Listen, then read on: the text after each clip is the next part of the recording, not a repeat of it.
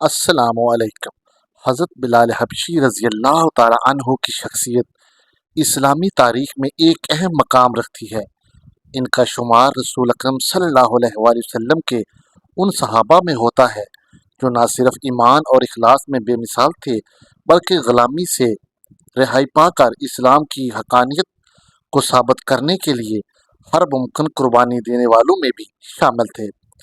حضرت بلال کا تعلق حبشہ موجودہ ایتھوپیا سے تھا اور وہ ایک سیاہ فام غلام تھے جنہوں نے ابتدائی دور میں ہی اسلام قبول کیا اور اس راہ میں بے شمار مشکلات اور مصائب کا سامنا کیا۔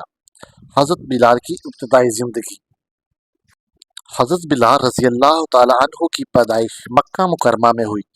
ان کے والد کا نام رباح اور والدہ کا نام حمامہ تھا جو حبشہ کے غلام تھے۔ حضرت بلال نے اپنی ابتدائی زندگی غلامی کی حالت میں گزاری اور عرب کے معاشرتی نظام میں غلاموں کو انتہائی حقیر اور پسماندہ سمجھا جاتا تھا۔ اس کے باوجود حضرت بلال کی فطرت میں ایک خاص شرافت اور دیانتداری تھی جو ان کے بعد کے کردار اور ایمان میں جھلکتی تھی۔ حضرت بلال کا اسلام قبول کرنا۔ حضرت بلال رضی اللہ تعالی عنہ کا اسلام قبول کرنا ایک اہم موڑ تھا۔ جب حضرت بلال نے نبی اکرم صلی اللہ علیہ وآلہ وسلم کی دعوت پر لبیک کہا تو ان کا ایمان فوری طور پر مضبوط ہو گیا۔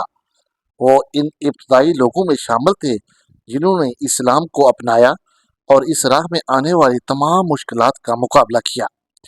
ان کے مالک امیہ بن خلف جو اسلام کے شدید مخالف تھے نے حضرت بلال کو اسلام چھوڑنے پر مجبور کرنے کے لیے اذیتوں کا نشانہ بنایا۔ حضرت بلال کی اذیت اور صبر۔ اسلام قبول کرنے کے بعد حضرت بلال کو ان کے مالک نے شدید اذیتوں میں مبتلا کیا۔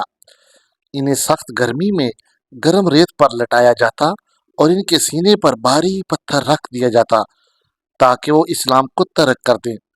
اس دوران حضرت بلال کی زبان سے صرف ایک لفظ نکلتا، آہد آہد، یعنی اللہ ایک ہے، اللہ ایک ہے۔ ان کا یہ صبر اور ثابت قدمی اسلامی تاریخ میں ایک مثال بن گئی ہے۔ حضرت بلال کی آزادی کا واقعہ۔ حضرت بلال کی ثابت قدمی اور صبر نے مسلمانوں کو متاثر کیا۔ حضرت ابوبکر رضی اللہ تعالی عنہ جو رسول اللہ صلی اللہ علیہ وآلہ وسلم کے قریبی ساتھیوں میں سے تھے نے حضرت بلال کی آزادی کے لیے ان کے مالک سے ان کی قیمت ادا کی اور انہیں آزاد کر دیا۔ اس کے بعد حضرت بلال کو اسلام کے عظیم سفیر کے طور پر تسلیم کیا گیا۔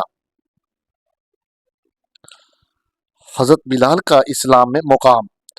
حضرت بلال کو نبی کریم صلی اللہ علیہ وآلہ وسلم کے ساتھ خصوصی مقام حاصل تھا۔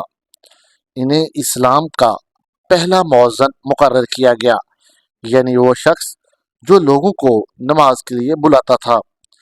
حضرت بلال کی اذان کی آواز میں ایک خاص تاثیر تھی اور ان کی اذان سن کر لوگوں کے دلوں میں خشوع و خضوع پیدا ہوتا تھا۔ حضرت بلال نے مسجد نبوی میں کئی سال تک اذان دی اور رسول اللہ صلی اللہ علیہ وآلہ وسلم کے انتہائی قریب رہے۔ حضرت بلال کا بعد کا کردار۔ حضرت بلال کی زندگی کا دوسرا اہم پہلو ان کی قربت رسول اللہ صلی اللہ علیہ وآلہ وسلم کے بعد بھی جاری رہی۔ انہوں نے کئی جنگوں میں شرکت کی اور اسلامی فتوحات میں نمایاں کردار ادا کیا۔ حضرت بلال رضی اللہ تعالی عنہ کی زندگی کا ایک اہم واقعہ یہ بھی ہے کہ نبی کریم صلی اللہ علیہ وآلہ وسلم کی وفات کے بعد انہوں نے اذان دینا چھوڑ دی تھی کیونکہ وہ رسول اللہ صلی اللہ علیہ وآلہ وسلم کی جدائی کو برداشت نہیں کر سکتے تھے۔ حضرت بلال کی وفات۔ حضرت بلال رضی اللہ تعالی عنہ کی وفات سن 20 ہجری کے قریب ہوئی۔ ان کی زندگی مسلمانوں کے لیے ایک روشن مثال ہے کہ کس طرح ایک غلام نے اپنی وفاداری، ایمان اور اخلاص سے اسلام میں اعلیٰ مقام حاصل کیا۔ حضرت بلال کی قربانیاں اور ان کا کردار ہمیشہ مسلمانوں کے دلوں میں زندہ رہیں گے۔ حضرت بلال کی تعلیمات۔ حضرت بلال کی زندگی ہمیں بہت سی تعلیمات فراہم کرتی ہے۔ ان کی شخصیت اسلام میں مساوات، عدل و انسانیت کی عظمت کی علامت ہے۔ انہوں نے اس وقت اسلام قبول کیا جب غلاموں کو کوئی حقوق نہیں دیے جاتے تھے، اور اسلام نے انہیں آزادی، عزت اور مقام دیا۔